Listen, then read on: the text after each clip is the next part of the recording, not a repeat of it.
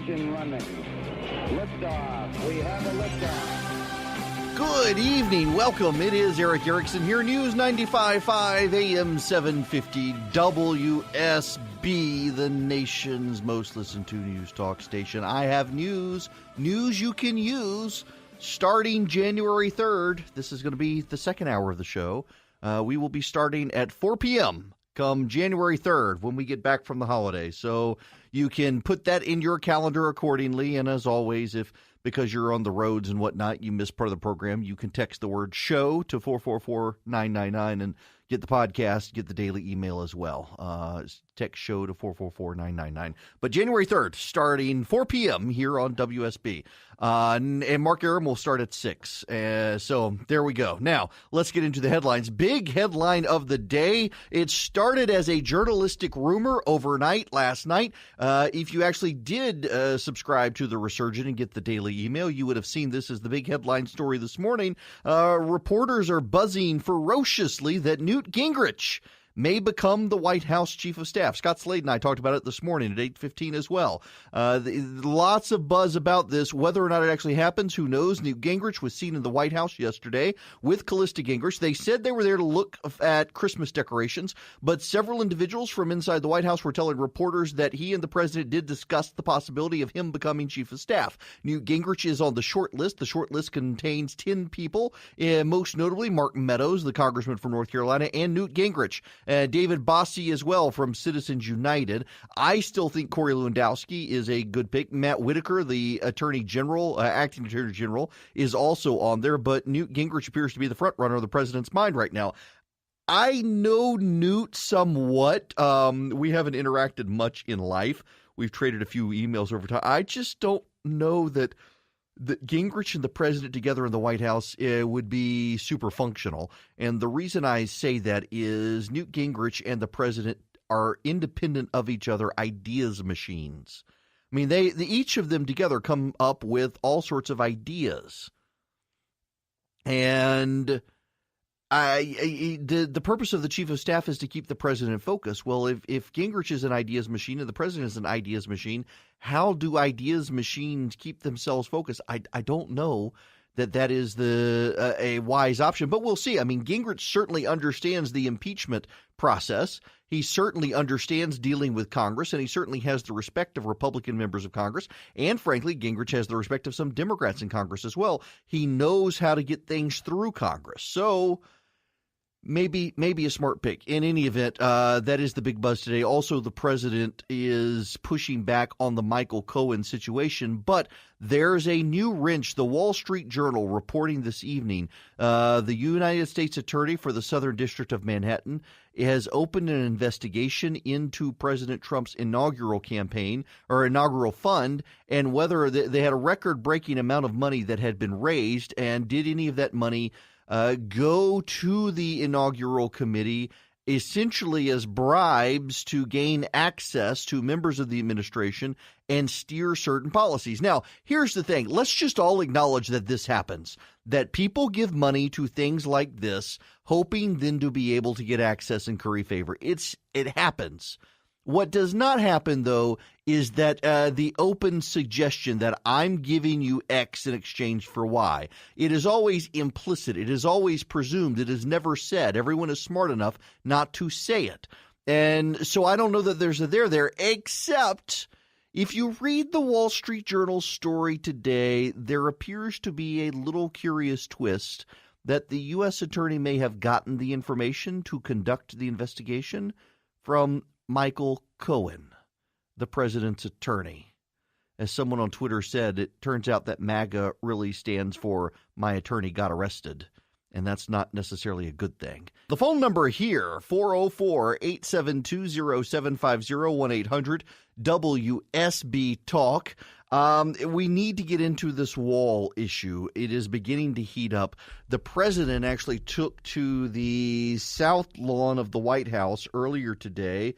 He did what I would call a viral video, released it on the series of tubes known as the internets. It's actually a tweet that he put up. And in that tweet, he said that he essentially was calling out the Democrats for having backed the wall in the past, and now they weren't backing the wall, and he wanted to hold them accountable for the wall and demand that they actually vote for the wall. I don't think it's going to happen for the reasons I played the audio yesterday of Senator Kennedy of Louisiana saying Nancy Pelosi has clearly cut some sort of deal to be Speaker. It wasn't just that she would serve no more than 4 years. There was something else there, and it probably has a lot to do with funding on the border and immigration. That has become a hot button issue, that in the environment. Neither side at this point, just look at the dynamics of the border funding. Neither side at this point has any incentive to give in. Why? Because the Democrats don't control anything yet. So they don't have to help the Republicans get votes. The Republicans are losing power, and the Democrats know it. And the president needs to fire up his base and keep his base fired up. Because the president needs to keep his base fired up, the president has no incentive to compromise with the Democrats. Because the Democrats aren't in charge, they have no need to compromise with the president. Because the Republicans are losing power, they can't corral the votes of the conservatives to get anything through. So at this point, it looks like we're headed to a government shutdown. And we may have a shutdown that goes until January 3rd when Congress reconvenes. Or whenever I think it is January 3rd. There's just no incentive right now on any side to cut a serious deal in my mind and Senator Kennedy's mind, in a number of other senators and representatives' minds.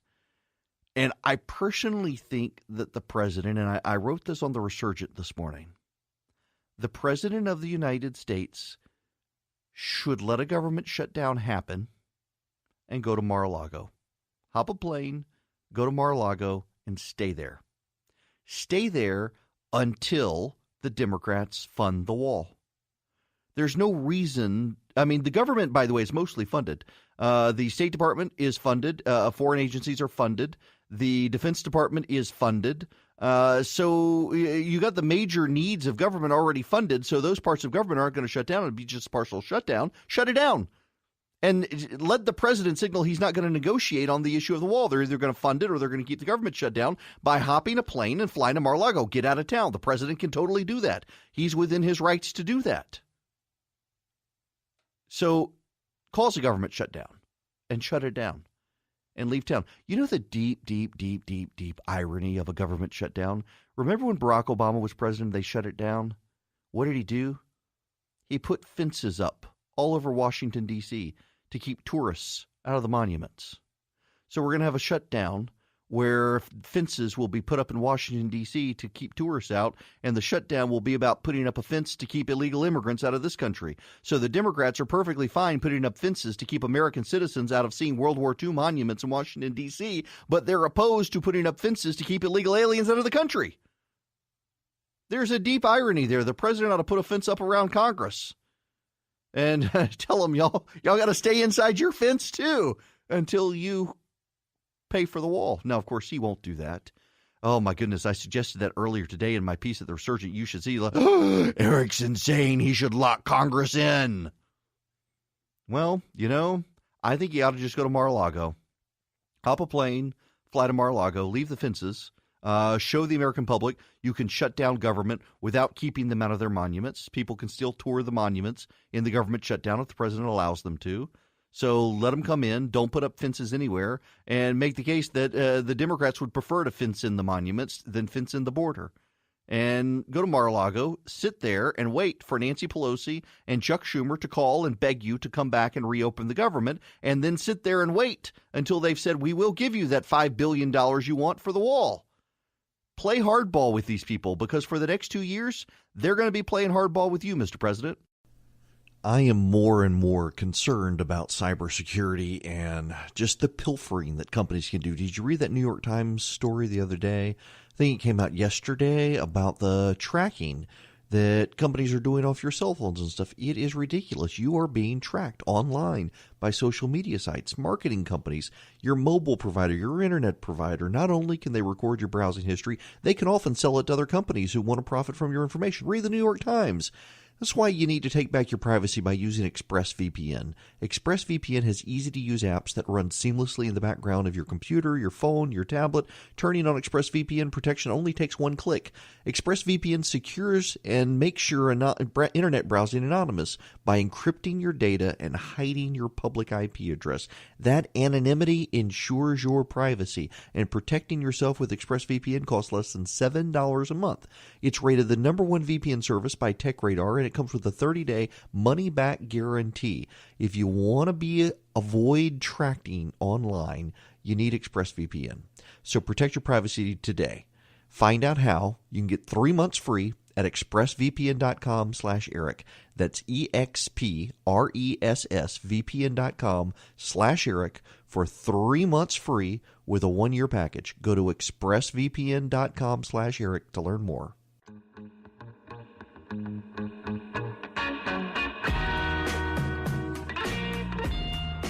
It's 26 after the hour. The phone number, 404-872-0750, 1-800-WSB-TALK.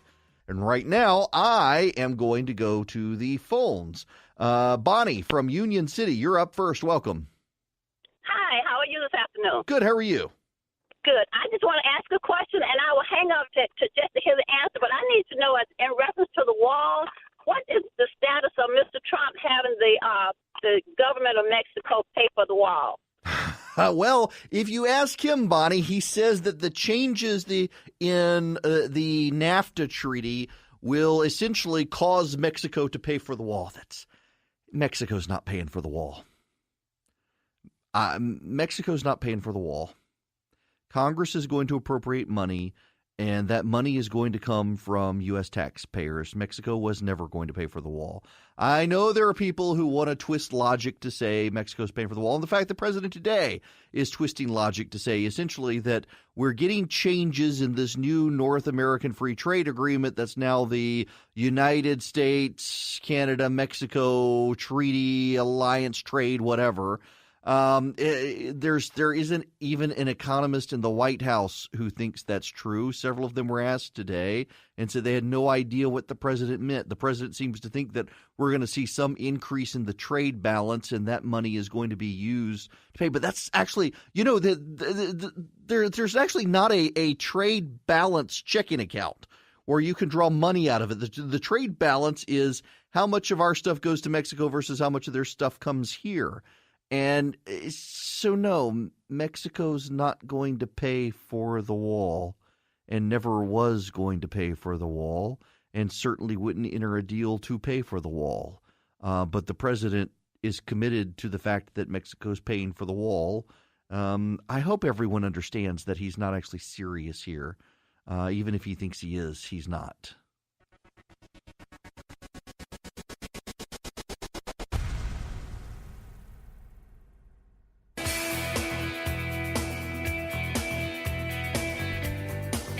I got an email from a listener. I actually think I should answer this on air. Why do I not play Christmas music on air? Because, when I first started, I would play, and we have a ton of Christmas music that I could play when we're coming back from commercial break, and I'll tell you why I don't. I hate to talk over songs that have lyrics in them. It is a pet peeve of mine.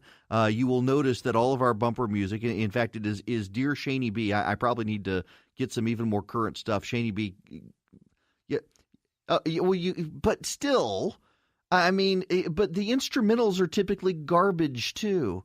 Do you really want to listen to the steamroller people? I listen to them during Rush. I don't need to listen to them all day. And I feel like I'm doing a charitable service to the people around here as well who have to listen to Christmas music all the time. Like the retailers. My wife hates Christmas music so much because she worked in retail for so long. She doesn't want to listen to it at all, ever. Never, ever, ever. And my God, the current Christmas music out there, do you really want to be subjected to someone accidentally firing up that Christmas Shoes garbage song? Makes me want to poop in those shoes. It is such a horrible, horrible song. I mean, is there any decent, like, current Christmas song out there? It seems like the last decent Christmas song was recorded like 50 years ago. And then you got the people. What's the one you're not allowed to play anymore because it's cold outside? Yes. I mean, what the heck, people? Come on. The song is a classic song. You don't have to take the date rape drug if you listen to that song. It's not like you've got to with this song. These classic songs. I listened to some article, and this is completely way out of where I was going, but somebody sent me the email, and I felt like I needed to respond. I was listening to or watching some documentary last night on the most popular Christmas song. And it was some song I've never heard of, and then I realized it was a BBC production, and it's something about New York at Christmas time, and it's some drunk Irishman singing the song with some woman, and it's apparently some popular Christmas song in Great Britain, which explains why I've never heard of it. The secular, godless people of Britain have some song about drunks in New York at Christmas time, which is probably fitting for that. I have no idea what the song is, but I mean, I want the classic stuff, and I want the actual Christian Christmas music too. I mean, you can't cut Jesus out of Christmas. I mean, his name is in the thing. Even if you do the Xmas, it still means Christ. I have no idea why people want to be subjected to current garbage Christmas songs. And I'm sure in fact, I'm going to play in my Christmas program this year. North Point has a new EP out. You can get it on the Apple Store. And a buddy of mine sent me a song, and it's a new one, and I really like it. And guess what? It's actually a Christian Christmas song. It's not one of these hipster secular Christmas songs where they talk about snow and getting it on with snowmen and whatnot. That's garbage. Nobody wants to listen to that garbage, and that's all the secular atheists. Let's get on the Christmas music angle. I hate secular Christmas music. It's just awful unless it's Judy Garland singing. Now, I'm sorry on that tirade. I guess this is the perfect time to talk about the Hallmark movies. I was going to save that for later. So I was reading today that Hallmark expects to air 41 original Hallmark Christmas movies this season, that their ratings have skyrocketed. Their profitability has gone up phenomenally. And the reason is because people have checked out of politics. And this goes full circle, by the way, to Delta yesterday and the segment doing a promo, apparently at least on their social media, but it looks like on their airlines as well, for the Ruth Bader Ginsburg documentary about the notorious RBG and how she was talking about her brethren needing to get their boots off their necks or what crap that was. I'm sorry. I'm trying to be polite here. I apologize. But come on, Delta. I mean, this is the Hallmark movie thing should show you that you shouldn't be politicizing every single thing out there and having to run culture war promos for Ruth Bader Ginsburg on flights when you're trying to escape for the holidays. Hallmark is seeing a huge profitability and viewership with 41 brand new movies. In fact, so somebody sent out this tweet earlier today. That they had a bot. Let's see. Oh my goodness gracious. A certain state representative is asking me what I think about Mary Did You Know. I think she knew. I think the angel Gabriel showed up and told her. By the way, small point on this. One of my wife's and my very best friends, it was her uncle who wrote the song. Nonetheless. I do like Reba McEntire's version of Mary Did You Know, but otherwise I think that song is kind of played out. Where is this? This is worth watching or worth talking about. So somebody had a computer algorithm watch all of the Hallmark Christmas shows and then ran through the computer algorithm and had it come up with the script for what a Christmas program on the Hallmark Channel should look like if this computer had written the Hallmark Channel movie. And it is one of the funniest things I think I have ever read, assuming that this person is right, but it's probably actually humorous. Nonetheless, the title is The Christmas on Christmas. In a small town snow globe refillery, we see a single mother refilling snow globes with Christmas juice. She is widow. Her husband died in every war. Single mother. I refill globes better than Jesus Claus, yet still my twins are dad free. Why? They need double dad. Businessman enters the shop. He wears clothes that cost money. His hands are briefcases, and he's Hallmark hot. Single mother. Hi, do your snow globes lack wet? Hurry, Christmas attack soon. Businessman with flashback to when he was business boy. A Christmas tree explodes his family on purpose. He now hates trees and Christmas and explosions. He exits the flashback. Businessman, shut your sound. I am from huge city. I bought your land and am turning it into big resort. Single mother, rude behavior. This is a family business. I sell families. I am widow. My husband is now Bones. This is a computer algorithm coming up with a script for a Hallmark movie. It ends with single mother admitting she cannot date because of a snow curse, and she prays to Santa to help her. Oh, my goodness gracious. Wow. Okay. This was a totally random segment with my venting about Christmas music as your answer to why I'm not playing it. Perhaps I should, but the instrumentals are garbage, and I don't want to talk.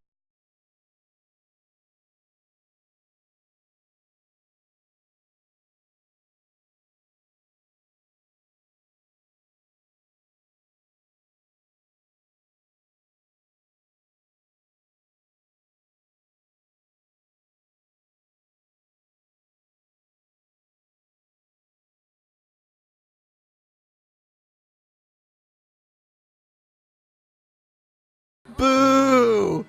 Oh my gosh. Look, and they have the audacity to keep it played in the background as I continue. This is uncalled for.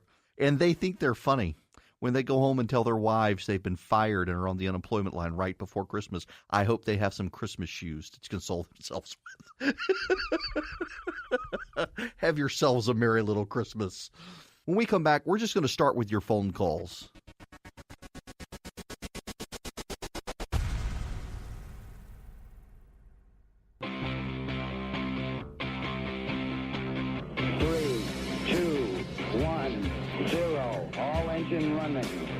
Liftoff. We have a liftoff. It is 10 after the hour. I am Eric Erickson, and you know what? I think I'm just going to start with phone calls here this hour because we've got a lot of people who got put on hold during my Christmas song tirade, and I feel guilty. But before I do that, I do have to give you your feel-good story of the day, and it's local in Forsyth County. A group of people, some anonymous, led by State Senator-elect Greg Dozal and coming Mayor Troy Brumlow. They showed up at the Walmarts in Forsyth County. There are 3 Walmart stores up there, and they paid off all the layaway. For all the people who had stuff on layaway for Christmas, they paid it all off. Tyler Perry started doing this a while back. Glenn Beck over the weekend, he and his wife spent $25,000, something like that, dollars paying off layaway themselves in one Walmart. And the movement, Tyler Perry really started it. Glenn Beck amplified it over the weekend, and now it's happening around the country, and it is happening here in Forsyth County, led by State Senator-elect Greg Dozal, who he doesn't want the credit for it, but I'm giving him the credit for it, and he is hoping that some of you might do the same thing. Just go to a Walmart, go to the customer service desk, and pay off somebody's layaway for Christmas. Surprise them. You don't need the credit for it. You just need to know you're doing good. Good for them. Now, the phone number here, 404-872-0750, 1-800-WSB-TALK. We will check traffic with Doug Turnbull, and then we will start taking phone calls for the rest of this hour. So we are going to start with Andrew, calling from Smyrna. Thanks for being patient, Andrew. Hey, Eric, no problem. Thanks for taking my call. I usually listen to your show every night coming home from traffic, and one thing that kind of triggered me, and I wanted to call in, you'd mentioned that if the government shutdown does occur, that there really would be no Congress until January 3rd, and I'd be curious to see what your thoughts are on Congress taking vacation when the government shut down. So the way Congress is funded, they don't really have vacation days per se. The Congress doesn't. The staffers certainly do. The staffers within Congress can take vacation days, but everything is kind of allotted around the congressional schedule. Next week is the last week Congress intends to stay in session. The way the law works is members of Congress are paid for 365 days as members of Congress. And there's no vacation filing for them like you or I do in the private sector. So there's really no way to stop members of Congress from getting paid. And the same way that the Constitution specifically prevents the Congress and the president from not paying judges in the federal court system, you can't really stop Congress from getting paid, unfortunately. Yeah, I'm not so worried about them not getting paid. Should they not do their job and say, hey, government needs us to be at work right now. Let's not go on vacation, or let's not go home. Let's stay and get this fixed for the American people that elected us to get here. I think if there was some level of government shutdown, they would stay and they would try to come to an impasse or try to come to an agreement to break the impasse. Whether or not they could, I don't know that they could. And when you're looking at the holidays, we've got Christmas, and then we've got New Year's, and then a couple days later, the new Congress starts. And my suspicion is you may get to like Christmas Eve if there's a government shutdown, and they're going to say, to heck with this. We only got 7 more days. Some of us, they've all gotten beaten. We're just going to let the next Congress deal with it. So they all go home and just leave the government shut down the week between Christmas and New Year's. Most government employees will be taking that time off anyway, cash in vacation days. So I think you may very well get to a situation where if it's Christmas Eve, they say, forget this, I'm going home for the holidays. And they leave and don't come back. And let, what's her name, Ocasio-Cortez or whatever, and Nancy Pelosi deal with the situation. By the way, can I just say as an aside, what's her name, the Ocasio-Cortez or Cortez-Ocasio? You know who I'm talking about from Brooklyn. There are way too many conservatives in whose heads she is living rent-free. I mean, if she sneezes, someone writes something about her. Now, listen, I realize she says dumb things. She's a millennial from Brooklyn. She's going to say dumb things.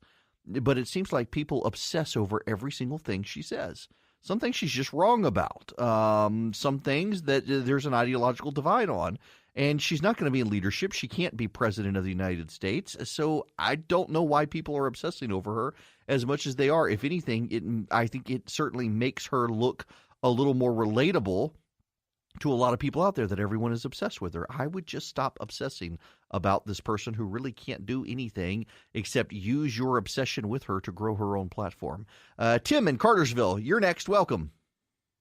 Hey, thanks for taking my call, Eric. Sure. I was just calling. How come we never hear anything about a balanced budget amendment from the Republicans? Back when Obama was in office, that seemed to be a real popular hot topic. Because they're hypocrites on the issue? I mean, I'm sorry? They're hypocrites on the issue. They when Democrats are in the White House, suddenly Republicans care about spending, and when Republicans are in the White House, suddenly Democrats care about spending. I don't think any of them really actually care about spending. The balanced budget amendment is something I think they should do with a provision that would require supermajority raise taxes. Otherwise, that's what they would do, is they just have a majority vote to raise taxes to balance the budget. I favor the balanced budget amendment. I just don't think most of the Republicans in Congress who on the campaign trail say they favor it actually do, or they would put it forward and you would at least put it up for a vote. They haven't done that because none of them are actually serious about the issue, and they need to get serious about the issue. My buddy Chip Roy, he's been on the program several times, just got elected to Congress.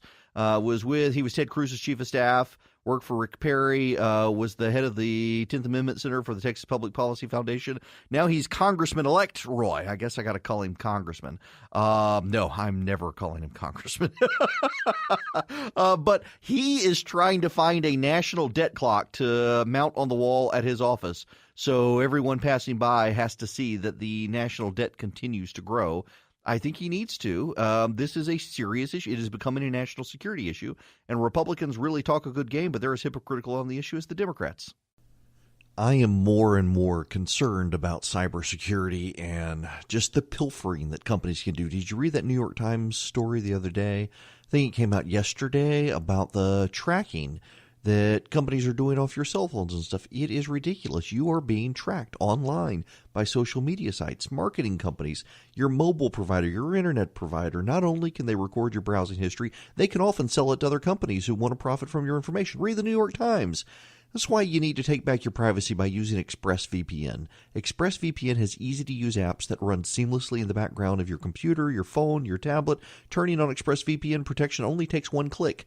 ExpressVPN secures and makes your internet browsing anonymous by encrypting your data and hiding your public IP address. That anonymity ensures your privacy, and protecting yourself with ExpressVPN costs less than $7 a month. It's rated the #1 VPN service by TechRadar, and it comes with a 30-day money-back guarantee. If you want to avoid tracking online, you need ExpressVPN. So protect your privacy today. Find out how. You can get 3 months free at expressvpn.com/Eric. That's expressvpn.com/Eric for 3 months free with a 1-year package. Go to expressvpn.com/Eric to learn more.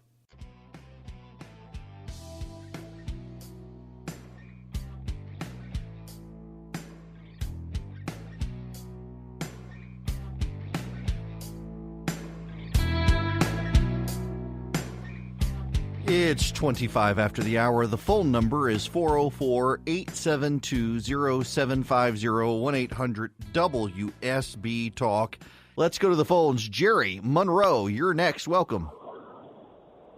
Hey, Jerry. Yeah, Eric, I've heard your comment about Mexico won't pay for the wall. If our government would impose a 15% tax on individual 1099s, there'd be more money. We certainly wouldn't be going in the red as far as the national debt. I work with people every day in the construction industry that on Friday they get their paycheck, there's no taxes held out or nothing, and yeah, the independent contractors, for those who don't know what Jerry is talking about, independent contractors get a 1099 instead of a W-2. And it is, I forget what the tax rate is now. I think it is 15% actually on 1099s by and large. Is that right? I can't remember. Independent. No. It's anyway, complicated. But a 1099, I personally am in favor of a flat tax across the board, 15%. Impose 15% on everything and set it for like 200% above poverty. So even people who are making the lower middle class are paying the same 15% that the person who's making $2 billion a year is earning. And you know what? Guess what? The person who makes $2 billion a year, well, 15% of that is a whole lot more than 15% of $50,000. So the rich are still paid more, although it confuses the left when you point this out.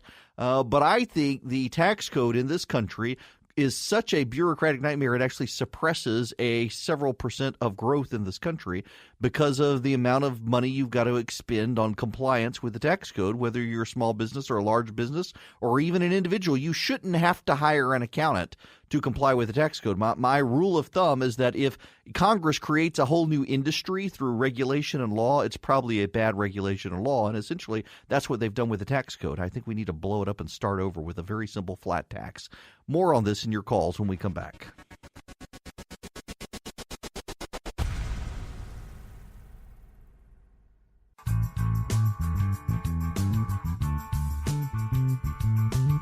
It is 40 after the hour. The phone number 404-872-0750, 1-800-WSB-TALK.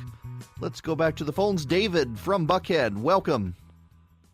Thank you. Our good friend Herman Cain almost became president by plagiarizing the fair tax. Whatever happened to that? That's an idea that's already been proofread. Several drafts have been made. All the fossils in Congress know about it. Well, and that would be the problem solver of the whole thing. The problem, I think, honestly, is that Neil Bortz left the air, as did Herman. John Linder left Congress, and there was never a huge support for it in Congress. The bulk of the intellectual firepower on the right was focused on a flat tax, not a fair tax. the flat tax being a flat income tax as opposed to essentially a national sales tax. It never went anywhere with the leadership in Congress.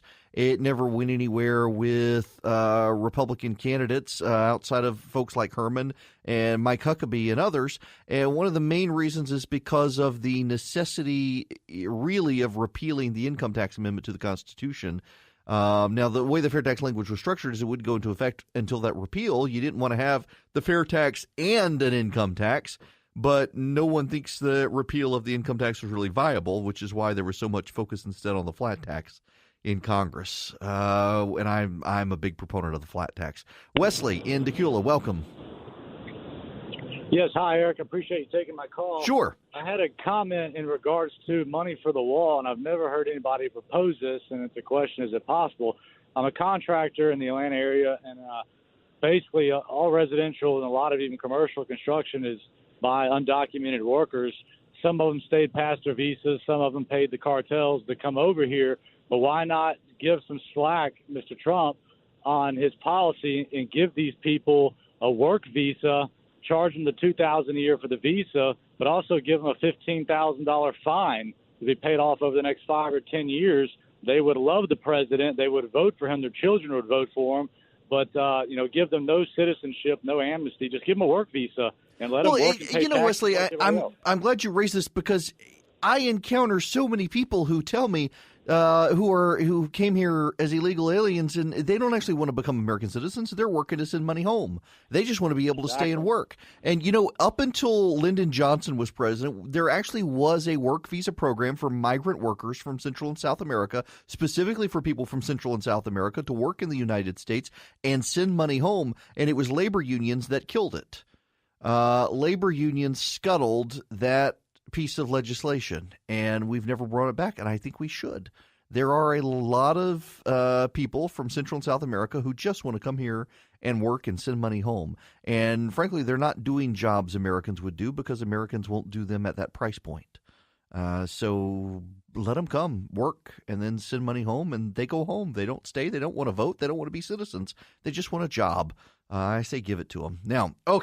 Now we will move on to a few other quick topics. One is Mika Brzezinski. Y'all, so Joe Scarborough, you should know, is a longtime friend of mine. I knew Joe going back to when he was in Congress. I've been on his show. Mika, obviously, Joe, too, is to the left of me. Both of them are. Mika very much to the left. And yesterday, I can't believe she said it on air, what she said about Mike Pompeo. And she apologized. And people have come out and said she didn't really apologize. No, actually, she did. On social media, she actually did make an apology to Mike Pompeo and everyone else she offended that she shouldn't have said it. And, I'm really tired of people being unwilling to accept an apology. And I hear people all the time. I've got friends of mine, good friends of mine, who say, well, we got to play by the left's rules. We got to hold them to the rules. I'm not a leftist, and so I'm not going to use their rules because I'm not one of them. I'm going to play by my own rules, and my rules include the concept of grace. When someone apologizes, you accept their apology, and you move on. And she apologized, and we should move on. And it was a dumb story to begin with anyway. Should she have said it? No. Not on a national TV show like that. No, she shouldn't have said it. But really, you want to collect this scalp? No, she apologized. It was a dumb story to try to make a big deal. I mean, the Kevin Hart one was a stupid one to make a big deal of. All of these are stupid stories of people just trying to collect scalps on the outrage machine. Perhaps we need to move beyond scalp collecting in the outrage machine.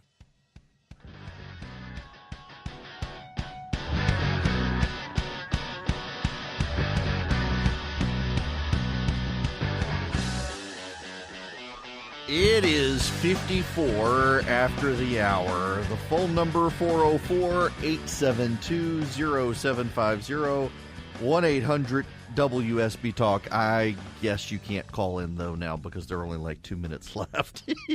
Sorry. Okay. I've got to share this one with you. Did y'all hear about the Santa Claus at the party? CNN has the story that some guy dressed up as Santa at a party got parents really outraged because Oh my gosh, he ripped off the fake beard and mustache to reveal he wasn't really Santa when the fire alarm went off and started yelling at the kids to get the blankety blank out. Ho, ho, ho, get the blankety blank out. For a fire alarm going off. I thought it was a comedy skit when I first saw the story, but it's a really big deal. I mean, it's like you got Michael Cohen revealing this stuff today, and yet this is one of the major stories on CNN.com right now is this guy dressed up as Santa, ripping off the facade to reveal he's not the real Santa and then cussing out the kids, telling them to get out of the building. He was doing a public service, though. Apparently there was a fire. If I read the story right. Oh, my goodness gracious. Oh, you can't make some of these things up, that guy. Now, on a serious note, if you know anyone who is a member of the National Association of Evangelicals, which is a group that does credentialing for colleges, universities, they've done something I'm deeply, deeply, deeply disturbed with. They're essentially calling for sexual orientation and gender identity to be put into federal non-discrimination law in exchange for federal protections on religious groups not having to hire people because of sexual orientation or gender identity. What they're doing is essentially they're throwing under the bus any Christian other than their Christian-based colleges and universities, so long as they are affiliated with a denomination. So if you have a Christian charitable group or a Christian school that's not particularly tied to an individual church or denomination, then they would probably be out of luck with this legislation that the National Association of Evangelicals is backing. They are negotiating from a position of fear. They think that bad things are coming, and they're trying to carve out protections for themselves. Y'all, bad things are coming, and you're not going to be able to carve out protections. There's no reason to surrender on this, and I'm afraid the National Association of Evangelicals is beginning to surrender on the cultural fights ahead, and they're doing so by throwing under the bus the small business owners who are Christians like Jack Phillips and others, and it's sad to see. So pay attention to this issue.